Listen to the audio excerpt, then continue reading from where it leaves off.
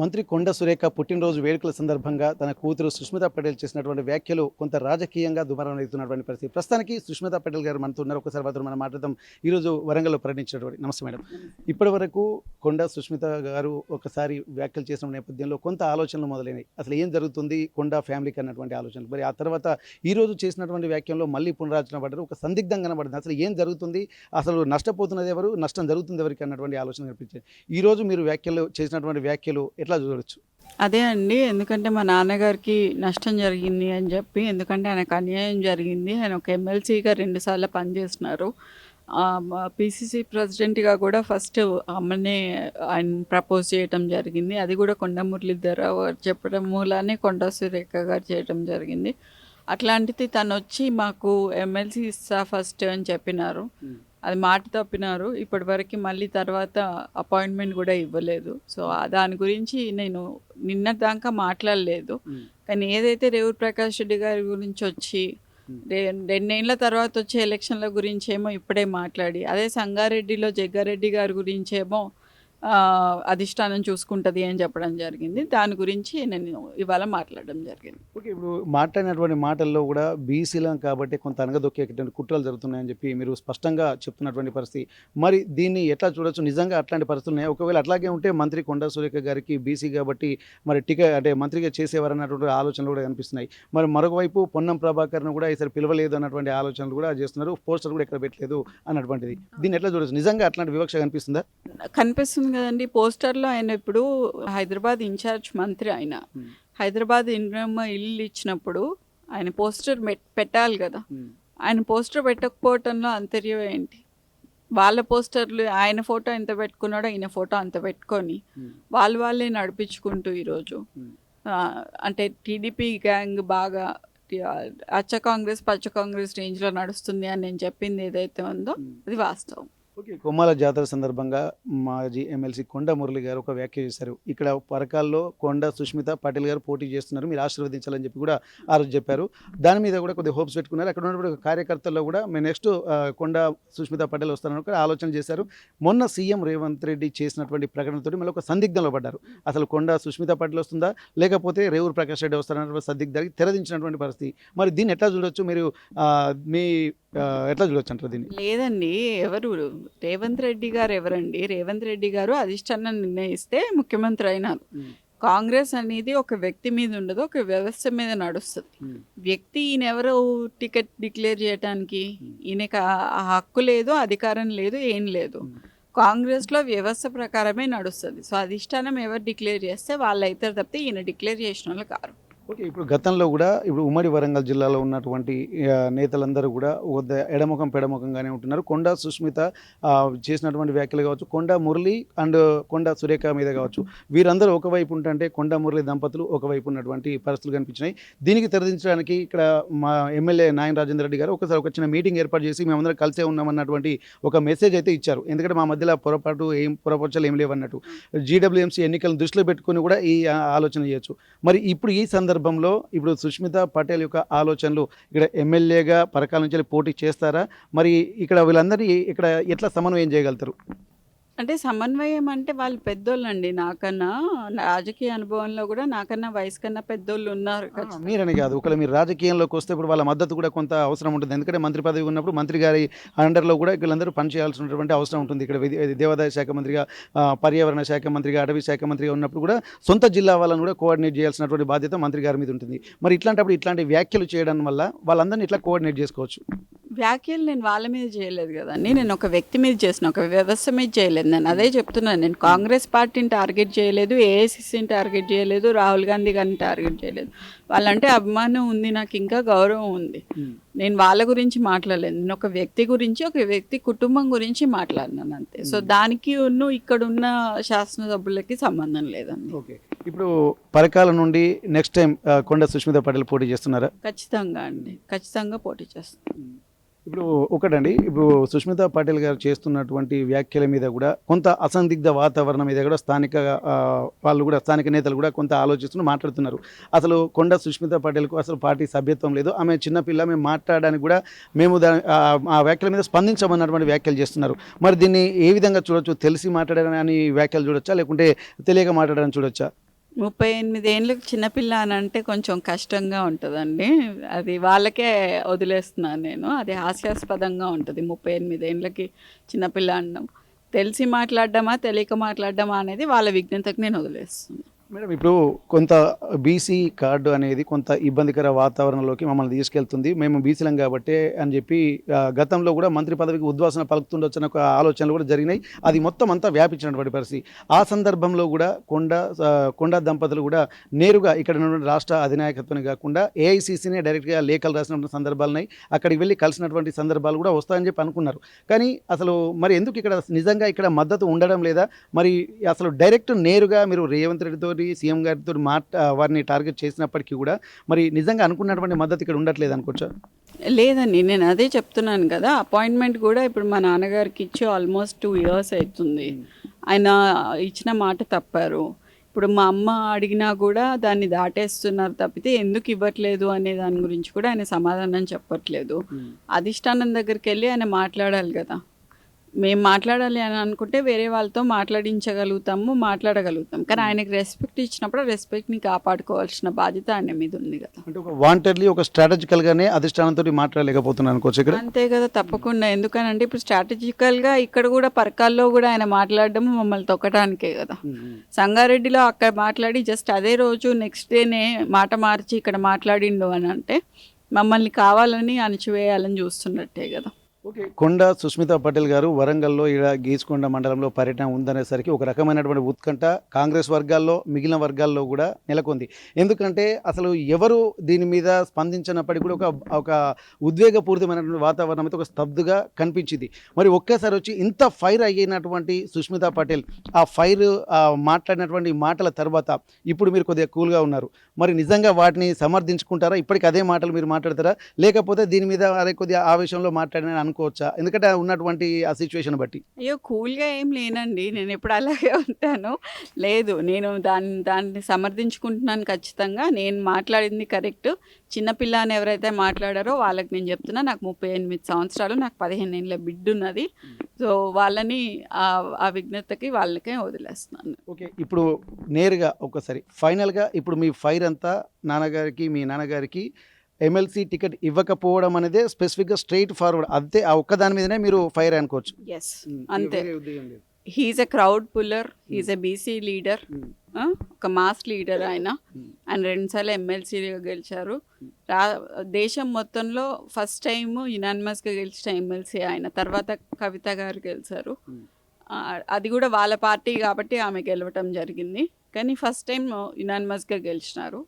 అట్లాంటి లీడర్ని ప్రోటోకాల్ ఇవ్వకుండా ఇంట్లో ఉంచడం అనేది చాలా తప్పు అని చెప్పి నేను భావిస్తాను. అది ఆయన అన్నారు, ఆయనకాయనే అన్నారు, నేను ఇస్తాను మురళన్న. ఎందుకంటే 38 సీట్లు వచ్చినా సరే నేను ఇస్తాను అని అన్నాడు. అప్పుడు కాంగ్రెస్ వేవ్ లేకుండే, టీఆర్ఎస్ వేవ్ ఉండే. సో ఆ టైంలో కూడా అన్నారు. కార్లో వెంట పెట్టుకొని తిరిగాడు. గెలిచినాక ఇట్లుంది. ఓకే, ఇప్పుడు మీరు చెప్తున్నటువంటి మాటలలో ఒక్కసారి మనం పరిశీలిస్తే ఇస్తానని చెప్పాడు, అంత కాన్ఫిడెంట్గా ఉన్నాడు. ఎన్నికల ముందు కూడా బీఆర్ఎస్ అంత బర్నింగ్ మూమెంట్లో ఉన్నప్పటికీ కూడా గెలుస్తామో గెలవనో తెలియని ఒక సందిగ్ధంలో అప్పుడు కాంగ్రెస్ పార్టీ ఉంది. మొత్తానికి గెలిచిన తర్వాత కూడా ఇప్పటికీ కూడా మాట తప్పకుండా 3 ఏళ్ళు దగ్గర కావస్తుంది. అయినప్పటికీ కూడా ఎందుకు ఇవ్వడం లేదని మీరు భావిస్తున్నారు? నాకదే బీసీలోనా అంటే లేకపోతే ఎందుకు చులకనగా చూస్తున్నారో నాకు అర్థం కావట్లేదు. ఎందుకు మా నాన్న రాజకీయ భవిష్యత్తుని, ఆయన రాజకీయ ఎత్తుగడలని ఎందుకు అది చేస్తున్నారు అనేది నాకు అర్థం కావట్లేదు.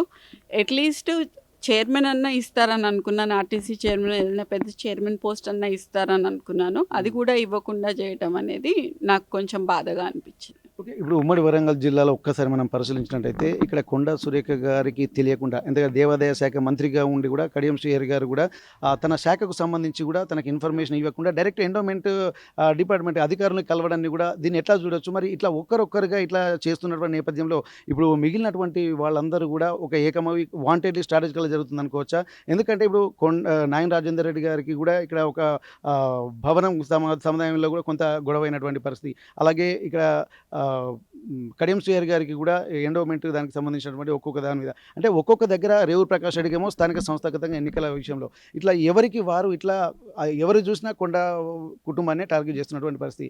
మరి దీన్ని ఇట్లాంటి సందర్భంలో మరి ఒక మంత్రిగా ఉండి మరి ఎందుకు వారికి విలువ ఇస్తున్నారా, ఇవ్వట్లే అనుకుంటున్నారా? అది చెప్పుకోకూడదండి. ఎందుకు అనంటే, ఇప్పుడు అది కాంట్రోవర్షియల్ అయితది. అది వాళ్ళు ఎలా మాట్లాడుకుంటున్నారనేది వాళ్ళకి తెలుసు. కొండ దంపతులు నీతికి, నిబద్ధతకి వాళ్ళు మారిపోయారు. వాళ్ళకి ప్రజాసేవ ఇంపార్టెంట్. ఎవరున్నా లేకపోయినా గూడా వాళ్ళు ఉంటారంతే. ఓకే. ఇప్పుడు కొండ మురళి గారికి ఒక స్టేచర్ ఉంది. కొండ సురేఖ గారు మంత్రి పదవిలో ఉన్నారు.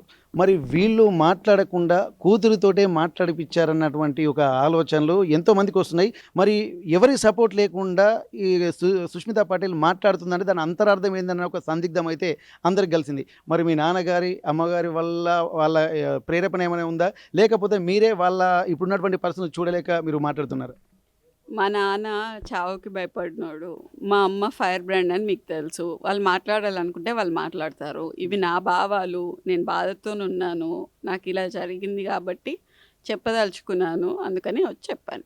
ఇది నా భావం గానీ, వేరే వాళ్ళతోని మాట్లాడిచ్చేయాల్సిన అవసరం మా వాళ్ళకి లేదు అని ఓకే. చెప్తున్నా. మీ విషయంలో ఇప్పుడు పరకాల టికెట్ విషయంలో మీరు మాట్లాడితే బాగుంటుంది. కానీ ఇప్పుడు ఎమ్మెల్సీ విషయంలో నాన్నగారైనా వెళ్లి మాట్లాడవచ్చు కదా! ఇప్పుడు ఎందుకంటే వారు అది ఆయన అపాయింట్‌మెంట్ ఇవ్వట్లేదని చెప్తున్నాను గదండీ! 2 ఏళ్ల నుంచి అపాయింట్‌మెంట్ ఇవ్వట్లేదు. 2 ఇయర్స్ నుండి ఇంకా అపాయింట్మెంట్ కూడా. ఇవ్వలేదు. మరి ఫైనల్‌గా ఇప్పుడు ఇదంతా జరుగుతున్నటువంటి టైంలో మీ ఆలోచన విధానం ఎట్లా ఉండబోతుంది? ఎందుకంటే ఇక్కడ 2 ఏళ్ల తర్వాత జరగబోయేటువంటి ఎమ్మెల్యే టికెట్ గురించి మాట్లాడుతున్నారు. ఆల్రెడీ 3 ఏళ్ల అంటే ఎన్నికలకు ముందు ఇచ్చినటువంటి మాట, ఆ తర్వాత 3 ఏళ్లు కాబోస్తుంది. అయినప్పటికీ కూడా దీని మీద ఎందుకు స్పందించలేదని చెప్పి అనుకుంటున్నారు? ఒక స్ట్రాటజికల్‌గా మొత్తం మీకున్నటువంటి ఆలోచన ప్రకారం ఇప్పుడు ఎందుకంటే ఇన్ని అంశాల మీద కూడా మీరు కీన్ అబ్జర్వేషన్‌లో ఉన్నారు. ఒక స్ట్రెయిట్‌గా మీకు ఒక కాన్సెప్ట్ కనిపిస్తుంది. మరి అట్లాంటప్పుడు దీనికి అన్నిటికి కారణం ఏమనుకోవచ్చు? ఎందుకంటే కొండ మురళి ఫ్యామిలీ దంపతులనే ఎందుకు ఇట్లా భావిస్తున్నారు అనుకోవచ్చు వరంగల్‌కి ఒక క్రెడిబిలిటీగా ఉన్నటువంటి నేపథ్యంలో? అదే అండి. అదే తెలీదు. మేము ప్రజాసేవ చేసుకుంటూ పోతూ ఉన్నాం తప్పితే, ఎందుకిలా చేస్తున్నారు, మంత్రి పదవి పోతదని ఒకసారి, లేకపోతే ఎమ్మెల్సీ ఇవ్వకుండా ఇలా ఆయనకి అపాయింట్మెంట్ ఇవ్వకుండా, ఇలా మమ్మల్ని ఇబ్బంది పెడుతూ ఉన్నారు. మా కార్యకర్తలను ఇబ్బంది పెడుతున్నారు. ఇప్పుడు కూడా ఇగో ఆయన కూడా చెప్తున్నారు. మన రేవూరు ప్రకాష్ రెడ్డి గారు కేసులు పెట్టిస్తున్నారు, లోపలే ఇస్తున్నారు అని చెప్పి, పరకాల్లో మీరు రావాలి కంపల్సరీ, మీరు సంఘంకి వచ్చి మాట్లాడాలి, ఇటు ఉండాలి అని చెప్పి. మా కార్యకర్తలకి గన్మెన్లను తీసేస్తున్నారు. మా లీడర్లకు గన్మెన్లు తీసేస్తున్నారు. వాళ్ళకి పోలీస్ కేసులు పెట్టి అక్రమంగా లోపల దోయిస్తున్నారు. సో ఇదంతా జరుగుతుంది కాబట్టి నేను ఖచ్చితంగా వాళ్ళకి అండగా ఉంటానని చెప్తుంది. ఒకసారి గతంలో కొండా సుష్మితా పాటిల్ మాట్లాడినటువంటి మాటలే ఒకప్పుడు రాష్ట్రంలో ప్రకంపనలు సృష్టించినాయి. మరి ఇప్పుడు కూడా అటువంటి పరిస్థితి ఊహించే ఈ వ్యాఖ్యలు చేశారా? లేకపోతే మీరు మీ మనసులో ఉన్న మాటనే బయట పెట్టారా? ఎందుకంటే ఇది ఖచ్చితంగా ఒక రాజకీయ దుమారం రేగేటువంటి పరిస్థితి కనిపిస్తుంది. ఎందుకంటే రాష్ట్రంలో ఏకంగా మీరు సీఎం గారికి ఇక్కడ ఫైర్‌గా మీరు మాట్లాడినటువంటి పరిస్థితి. మరి దీని పరిణామాలు ఏం జరుగుతాయన్న ఒక ఇమాజినేషన్‌లో మీరున్నారా? లేకుంటే ఏం జరిగినా సిద్ధంగా ఉన్నారా? ఏం జరిగినా సిద్ధంగా ఉన్నానండి. ఏం జరుగుతుంది, ఇవాళ పోతే రేపు 2 అని చెప్పినాను నేను. చావుకి భయం లేదు, మాటలకి భయం లేదు. నాకు కావాల్సింది నేను చెప్పినాను. అదే చెప్పిన. ఎవరైనా కౌంటర్ ఇస్తే మాత్రం ఇంకా చాలా సీరియస్గా ఉంటుంది విషయము అని చెప్పి, అది కూడా చెప్పడం జరిగింది. చూద్దాం ఏం మాట్లాడతారు అని. ఓకే. గతంలో 35 ఏళ్ల వయసులో కొండా మురళి గారు ఏ విధంగా ఉన్నారో, మళ్ళీ ఈ సమయంలో కూడా కొండా సుష్మితా పటేల్ కూడా అట్లాంటి ఫైరే ఎందుకు ప్రదర్శిస్తున్నారు అనుకోవచ్చు. అసలు రాజకీయాలలో వండుకుంటూ ఎవరికి భయపడిన తత్వం ఏందన్నటువంటి ఒక క్వశ్చన్ అయితే అందరికీ రైజ్ అవుతుంది. మరి ఇంత ధైర్యం ఏందన్నటువంటి ఒక ఆలోచనలు ఈ కాలంలో అందులో ఆడపిల్ల అయ్యాని అనుకుంటున్నారు. కానీ ఆ సుష్మితా పటేల్ మీ నాన్నగారి కంటే ఎక్కువ ఫైర్ అవుతున్నటువంటి సందర్భాన్ని ఎట్లా చూడొచ్చు? యువతకి యాక్చువల్లీ ఇది ఉండాలండి కంపల్సరీ. దాంట్లో ప్రత్యేకంగా ఆడపిల్లలకి ఖచ్చితంగా ధైర్యం, సాహసం ఉండాలి. మా నాన్న అట్లా పెంచిండు నన్ను. నేను అట్లా పెరిగిన. అట్లాంటి వాతావరణాలు కూడా ఉన్నాయి. ఎందుకంటే మేము తెలుగుదేశం గవర్నమెంట్లో చాలా అక్రమ కేసులు బనాయించినప్పుడు నేను కూడా అమ్మతో తిరగటము, జైలుకి వెళ్ళటము, నాన్నని ములాఖాత్లో కలవటము, ఇట్లాంటివి చూడటం జరిగింది. సో అట్లా నేను రాజుతేలిపోయినాను. సో నాకు అట్లనే ఉంది, ఆ ఫైర్ అట్లనే ఉంది నాన్నలాగానే. సో నేను మిగతా అమ్మాయిలకు కూడా నేను అదే చెప్తాను.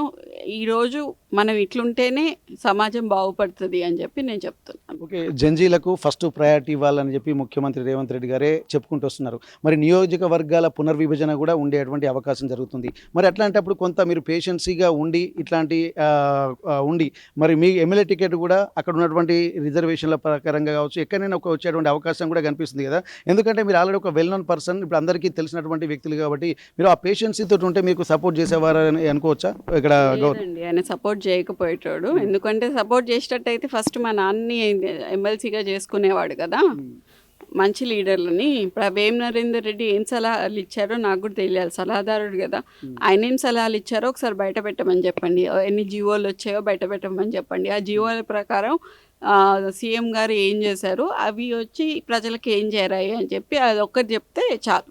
ఓకే, ఇక్కడ సీఎం రేవంత్ రెడ్డి గారే ప్రత్యక్షంగా మీ మీద వాంటెడ్లీ ఆలోచిస్తున్నాను అనుకోవచ్చా, లేకపోతే ఇంకెవరైనా సీఎం గారిని ప్రేరేపించి మీకు రాజకీయ అస్తిత్వం కొద్దిగా దూరం చేసేటువంటి ప్రయత్నం జరుగుతున్నాయా? మీకు ఇంకా దీని మీద ఏమైనా అనుమానాలు?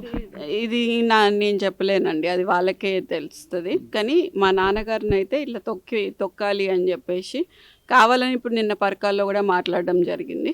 సో అది అందుకని నేను స్పందించడం జరిగింది. ఓకే ఓకే, ఫైనల్గా మీరు పరకాల నుండి మాత్రం ఖచ్చితంగా పోటీ చేస్తున్నారు? ఖచ్చితంగా. ఓకే ఓకే, ఇక్కడ మనం చూడొచ్చు, ఎందుకంటే కొండ మురళీకి ఉన్నటువంటి చరిష్మా ఇప్పుడు తొక్కివేయబడుతుంది. గతంలో ఒక ఐకాన్గా ఉన్నటువంటి వ్యక్తిని ఎందుకు మళ్ళీ ఎమ్మెల్సీ టికెట్ ఇచ్చి ఉదాసీనంగా వ్యవహరిస్తున్నారు అన్నటువంటి విషయాలు కూడా ఇక్కడ తనని మింగుడు పడకుండా చేసేటువంటి పరిస్థితి. మరి ఇప్పటికీ బీసీలం కాబట్టి కొంత అణచివేతకు గురవుతుందన్నటువంటి మాట వాస్తవం. దీని వెనుక ఎవరున్నా లేకున్నా ఇది మాత్రం వాస్తవం. ఇచ్చిన మాట నిలబెట్టుకోవాల్సినటువంటి అవసరం మాత్రం ఖచ్చితంగా ముఖ్యమంత్రి గారికి ఉన్నది. కనీసం 2 ఏళ్ల నుండి కూడా కనీసం అపాయింట్మెంట్ కూడా ఇవ్వకుండా ఎందుకు ఇంత అంటే నిబద్ధత లేకుండా ఉంటున్నారని కూడా ఆలోచన చేస్తున్నారు. ఇక్కడ ఈరోజు సుష్మితా పటేల్ చేసినటువంటి వ్యాఖ్యల మీద మాత్రం స్పెసిఫిక్గా కొండ మురళి గారికి ఇక్కడ ఎమ్మెల్సీ టికెట్ ఇవ్వలేదన్నటువంటి ఒక ఆలోచనలు ఇక్కడ ప్రధానంగా కనిపిస్తున్నాయి. మిగిలిన అంశాలకు సంబంధించి కూడా నేను రాజకీయాల్లో లేను కాబట్టి తన తల్లిదండ్రులు చూసుకుంటూ ఉంటారు, అది నా పరిధిలో లేదు. కానీ నా తండ్రికి ఇచ్చినటువంటి మాటను మాత్రం నిలబెట్టుకోవాల్సినటువంటి బాధ్యత ముఖ్యమంత్రి గారికి ఉంటుంది. గతంలో ఎన్నికల ముందు ఒక వాక్యూమ్ అనేది క్లియర్ అయింది, అది ఫుల్ఫిల్ చేసినటువంటి రెస్పాన్సిబిలిటీ కొండ మురళి తీసుకున్నారు. కాబట్టి ఆ సమయంలో ఇచ్చిన మాట అప్పుడే నెరవేరిస్తే ఇంకా బాగుండేది. ఎందుకంటే ఒక ఐకాన్గా ఉన్నటువంటి లీడర్, ఒక బర్నింగ్ మూమెంట్ ఉన్నటువంటి ఒక లీడర్, అందరికీ తలలో నాలుకలా మెలిగేటువంటి ఒక లీడర్ను మాత్రం ఇలా ఏ బాధ్యత ఏ పదవి ఇవ్వకుండా ఇలా ఖాళీగా కూర్చోబెట్టడాన్ని కూడా జీర్ణించుకోలేకపోతున్నారు. మరి అట్లాంటి వ్యక్తిని కూడా ఎందుకు ఇంత ఖాళీగా కూర్చొని అపాయింట్మెంట్గా ఇవ్వకుంటున్నారు? ఇది కాకపోతే అణచివేత చేసేటువంటి కుట్రలో భాగం కాకపోతే మరేంటి అన్నటువంటి ఒక ప్రశ్నలు సంధిస్తున్నటువంటి నేపథ్యంలో ఎట్టి పరిస్థితిలో తన వ్యాఖ్యలు చేసింది మాత్రం ఖచ్చితంగా నిజమే అంటున్నారు. ఆ వ్యాఖ్యలను కూడా వెనక్కి తీసుకునేటువంటి పరిస్థితి లేదని చెప్పి చెప్తున్నారు. ఇది ఆవేశంతో చేసినటువంటి ఆలోచనలు కాదు, మాటలు కాదు, తను ఆలోచించే చేశాను. తన కుటుంబంలో జరుగుతున్నటువంటి అన్యాయానికి ప్రతీకగా తాను మాట్లాడడం జరిగింది.